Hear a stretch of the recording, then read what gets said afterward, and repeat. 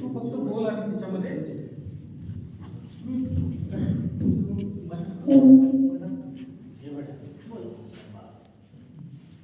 Good morning, respected everyone. I am Vidyatari Pagulamala from class 32. I am presenting the role of Savitri Phule, who was world famous poet and author. She was well-known social reformer, first educated woman teacher, and the great wife of Mahatma Jyotiba Phule. Now I am presenting some lines in my mother tongue, Marathi. मी सावित्री ज्योतिबा फुले. माझा जन्म 3 जानेवारी 1831 रोजी नायगाव येथे झाला. अवघ्या 9 वर्षाची असताना माझा विवाह शेठजींशी झाला.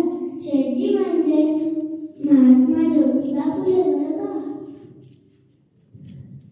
आमच्या काळात चातुर्वर्ण व्यवस्था आणि मनुस्मृतीचा प्रभाव असल्याने स्त्री शिक्षणावर बंदी होती. पण त्याला न जुमानता शेठजींनी मला शिकवले व मीही माझे शिक्षण आवडीने पूर्ण केले.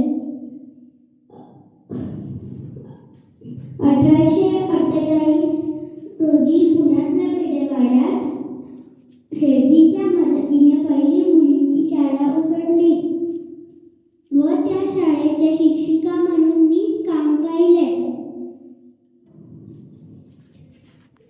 यासोबतच मी माझे लेखनाचे छंदही जोपासले आणि कविताही लिहिल्या.